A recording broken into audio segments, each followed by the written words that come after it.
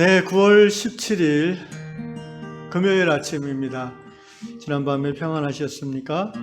오늘도 우리를 향한 하나님의 사랑이 우리의 마음과 우리의 육체와 또 우리의 가정과 교회를 지켜주시고 이 나라의 민족을 지켜주시는 줄로 믿습니다. 기도하겠습니다. 참 고마우신 하나님 감사합니다. 언제나 우리에게 너무 좋은 것들로 허락해 주셔서 감사합니다. 정말 살아가면서 중요하고 소중한 것들을 우리에게 항상 은혜로 거저주시고 무엇보다도 예수 그리스도 안에서 우리를 향한 하나님의 사랑을 날마다 누리게 해주셔서 감사합니다. 오늘도 하나님이 허락하신 하루의 삶, 십자가 부활을 고백하는 예수 신앙으로 힘차게 일어나서 말씀 앞에 머리를 숙였습니다. 주님, 오늘도 진리의 말씀으로 우리에게 하나님의 길을 보여주십시오. 그 길을 따라 걷는 예수 제자의 삶을 살도록 붙잡아 주십시오. 우리의 입술을 열어 주를 찬양할 때에 이 아침에 임하시는 하나님의 임재를 누리게 될 줄로 믿습니다. 예수님의 이름으로 기도합나이다. 아멘. 들풀에 깃든 사랑이라는 찬양이 있어요. 옛날 찬양으로 기억하는데요. 오늘 피었다지는 들풀도 입히시는 하나님, 진흙 같은 이 몸을 정금같이 하시네요. 마태복음과 누가복음에 나오는 오늘 말씀 본문에 나오는 그 내용을 함께 찬양으로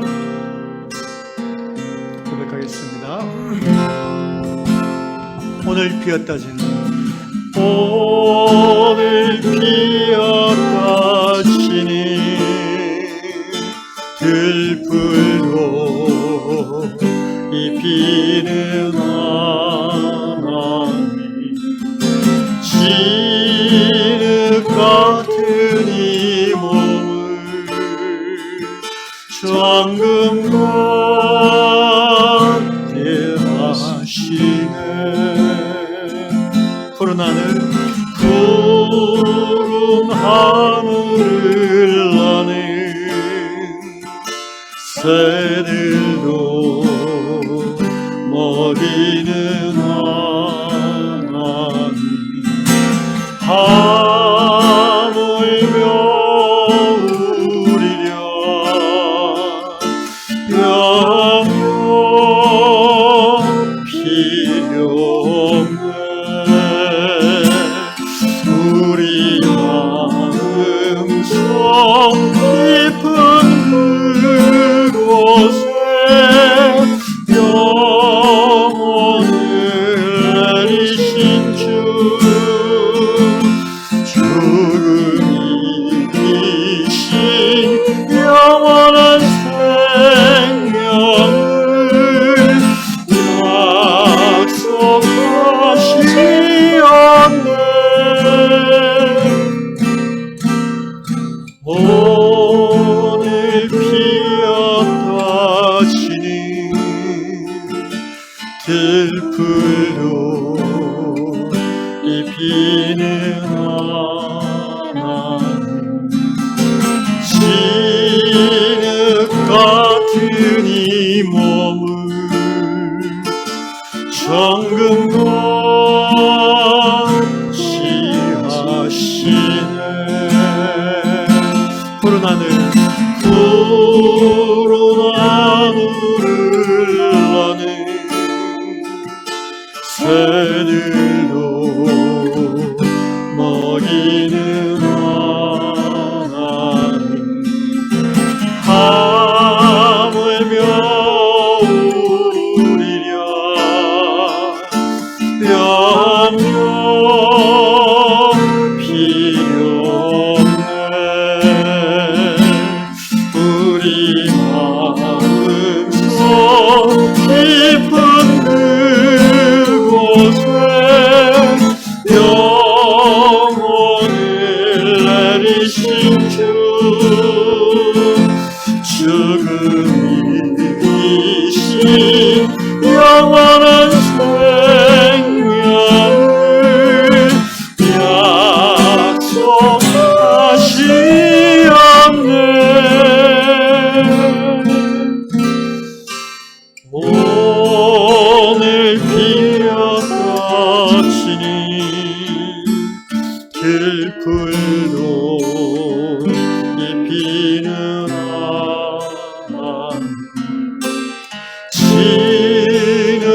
같은 이 몸을 정금같이 하시네.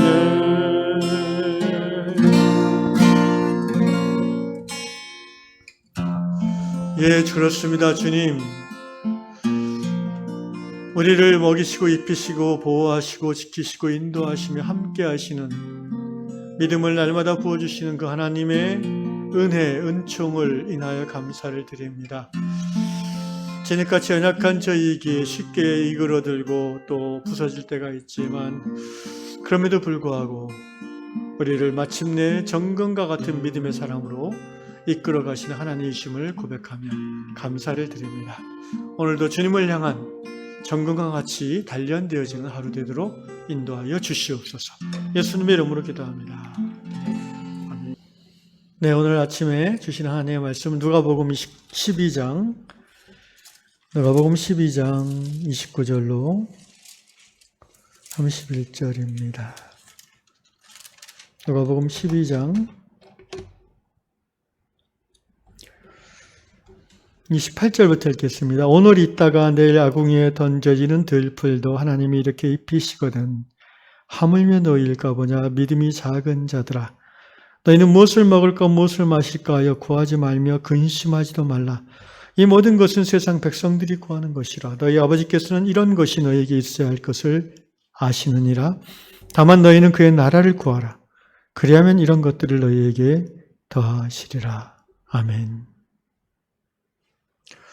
오늘 다락방 말씀은 미국 미시시피에 사시는 멜린다 자매님의 글입니다. 짧게 요약하면 자매님이 이제 에어로빅 교실에 다니는데 그 스트레칭과 균형 감각을 결합한 어떤 새로운 운동 자세를 배워서 하는데 그 자세가 이제 이게 여러분 이해가 되실지 모르겠어요. 저는 운동을 하니까 이해가 되는데 이 양팔을 밖으로 쫙 뻗고 이렇게 발 뒤꿈치를 든 채로 이렇게 런지 동작을 그러니까 롱 런지를 하는 거죠. 런지란 건 이제 양쪽 발을 어깨 정도 넓은 상태에서 왼쪽 발을 먼저 뒤로 빼고 그다음에 오른쪽 무릎을 굽히는 동작, 굽혔다 일어나는 동작이 이제 런지인데 이것을 이제 발 뒤꿈치를 든 상태에서 양손을 들고 이렇게 한다는 거죠. 이게 저도 해보니까 집중해서 할 때는 잘 되는데 이 자매님 얘기가 한번 이렇게 흐트러짐에 진 후에는 다시 막 그 동작을 잡는 게 쉽지 않다는, 예, 실제 해보십시오. 그렇습니다. 이게 속 근육이 어느 정도 생겨야 균형이 잘 잡히고 넘어지지 않습니다. 그래서 이 자매가 깨달은 게 강사가 자매에게 그 중간에 자세가 흐트러진 사람은 그 상태에서 바로 잡으려고 하지 말고 자세를 다시 풀고 처음부터 다시 세팅하라고, 그게 훨씬 빨리 된다고. 자매님은 이제 그 경험을 통해서 이런 얘기를 하죠. 우리의 영적 생활도 흐트러지기 쉬운데 그 상태에서 그냥 얼른 바로 하려고 하면은 잘 회복이 안 될 수 있다는 거죠. 그래서 다시 영적 그 베이직으로 내려가서 영적 기본기를 다시 갖추고 리셋하고 영성 생활을 다시 시작할 필요가 있다. 근데 리셋한다는 게 이제 쉽지가 않죠. 왜냐하면 일상의 분주함 속에서 이렇게 자세 그 어떤 하던 그 삶의 패턴을 딱 멈추고 다시 해야 되기 때문에 쉽지 않다는 얘기입니다. 그러면서 이제 자매님이 그 고백을 하고 있는데요. 결국 이 영적으로 풀어보면 우리 몸의 자세가 흐트러지거나 균형이 흐트러졌다는 것을 우리가 어떻게 알 수 있을까요? 예를 들면 이런 겁니다.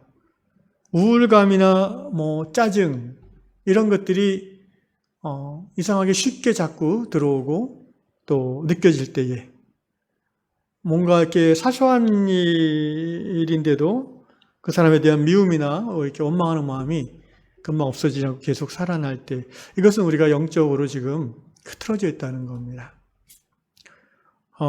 또 이런 경우도 우리가 영적인 그 밸런스가 흐트러졌다고 볼 수 있는데, 뭔가 신앙생활을 함에 있어서 예배나 말씀 묵상을 하긴 하는데 그냥 건성으로 하는, 뭔가 이렇게 갈망을 가지고 하기보다는 의무감으로 하는 그런 자신을 느낄 때 뭔가 영적으로 밸런스가 깨어져 있다는 거죠. 또 이런 경우도 그렇다고 봅니다.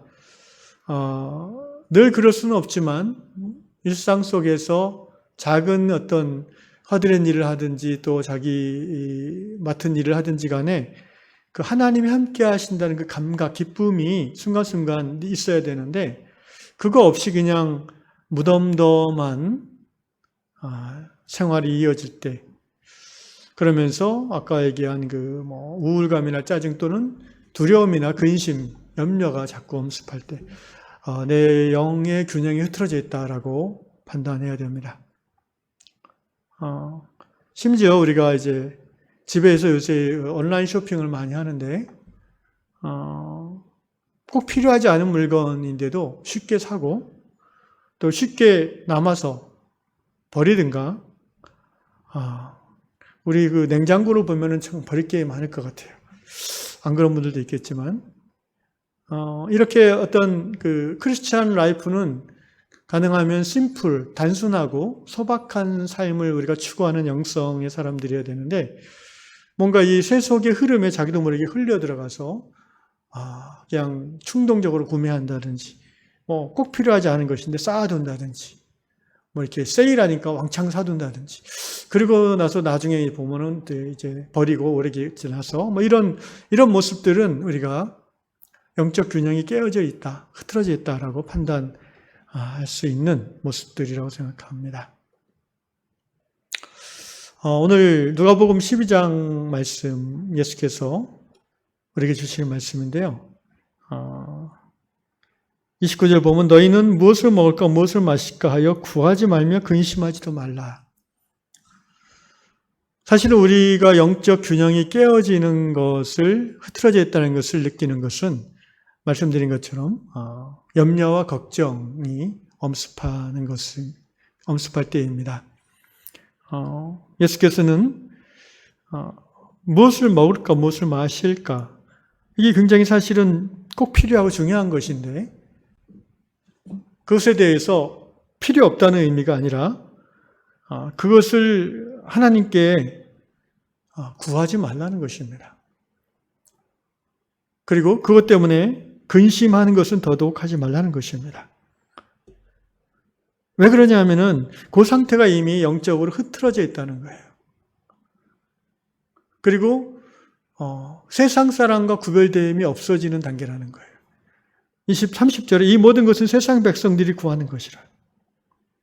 우리가 하나님의 자녀, 신앙의 사람, 믿음의 사람, 영적으로 깨어있다는 것은요, 우리의 필요를 우리 아버지 하나님께서 채워주신다는 믿음이 유지된다는 것입니다. 그래서 오늘 예수께서는 아버지께서 이런 것이 너에게 있어야 할 것을 아시느니라, 그러니까 굳이 애써서 그거 구하지 말아라라는 거예요. 어떻게 생각하십니까, 여러분? 사실 먹을 거, 입을 거 그거 가지고 이렇게 간절히 기도하는 분은 저희 성도 중에 거의 별로 없는 것 같습니다. 그런 시대는 지나지 않았습니까?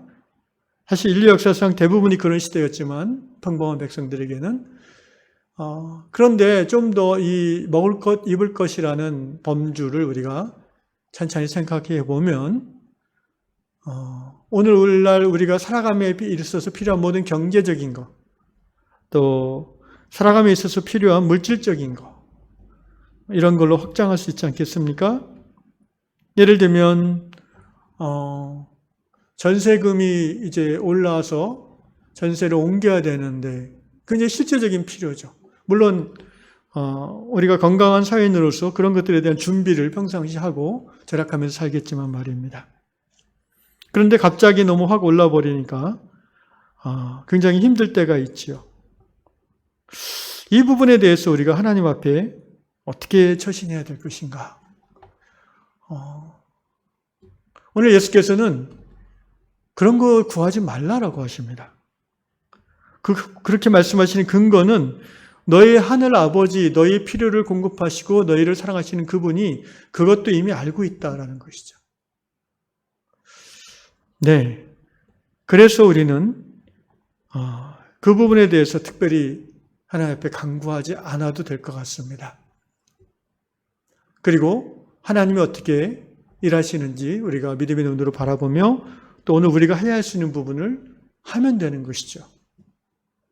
조심스러운 얘기지만 더 이상 대출이 안 되고 해서 좀 더 외곽으로 나아가야 된다면 또 그것을 하나님의 인도하심으로 여기고 기꺼이 받아들이는 믿음까지도 우리가 하나님 앞에서 갖춰야 된다고 생각합니다. 또는 하나님이 뭔가 새로운 탈출구를 열어주셔서 청약 아파트에 당첨이 된다든지 또는 새로운 대출을 열어주신다든지 또는 누군가 도와줄 수 있다든지 그런 경우도 하나님이 주시는 정말 은총이겠지요.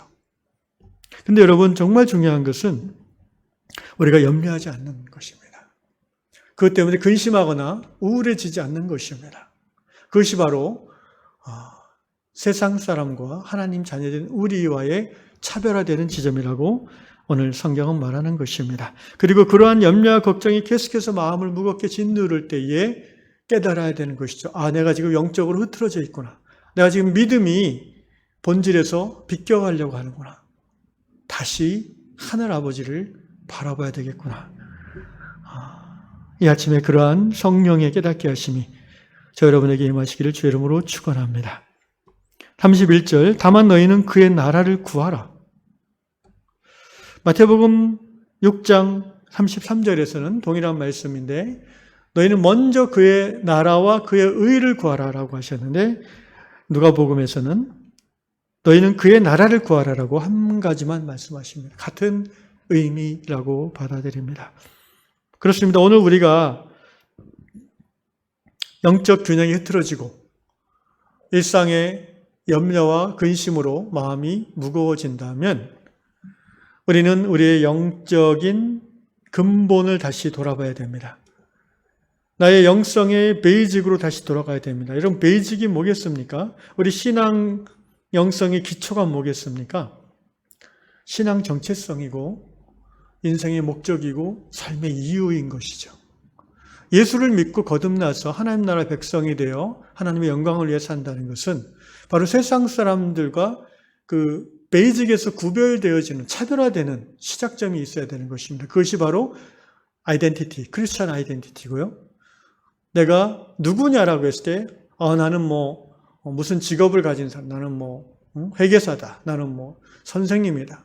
그게 자기의 정체성, 메인 정체성이 아니라 그건 서브 정체성이고 I'm a Christian, I'm a son of God, I'm a daughter of God. 난 하나님의 딸이다. 이게 자기의 메인 정체성으로 자리 잡아야 되는 거예요. 그걸 다시 점검할 시기가 됐다는 것입니다.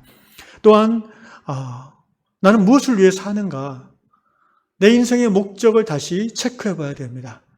하나님의 나라와 하나님의 영광을 위해서 살아가겠노라고 결단한 것이 언제인지 다시 한번 돌아보고 지금 내가 염려하고 두려워하고 걱정하는 것이 과연 내 인생의 목적과 연관되는 것인가? 내게 주신 하나님 나라를 확장하는 삶과 이것이 어떻게 연결되어지는 것인가? 하나님은 이 일을 통해서 나의 이 염려와 두려움의 이 사건을 통해서 어떻게 내 삶을 이끌어 가실 것인가까지 우리가 하나님 앞에서 곰곰이 묵상하고 기도해야 될 것입니다. 사랑하는 유향의 형제자매 여러분, 우리는 하나님의 자녀입니다. 이것이 내가 누구인가라는 질문에 대한 그리고 우리가 누구인가라는 질문에 대한 성경의 정답인 것입니다. 내 영적 균형이 흐트러졌다는 것은 이 근본에서 지금 떨어져 나와 있다는 것입니다. 일상생활의 염려와 두려움과 분주함으로 하나님을 잊어가고 있다는 것입니다. 오늘 이 아침에 다시 한번 여러분의 삶의 목적과 정체성을 성령 안에서 회복하시고 여러분 삶에 주어지는 모든 염려할 수 있고 또 두려워할 수 있는 조건들이지만 하늘 아버지께서 내 필요를 공급하시고 알아서 채워주신다는 것을 믿고 그 마음에 늘 자유함이 넘쳐날 수 있기를 주님의 이름으로 축원합니다.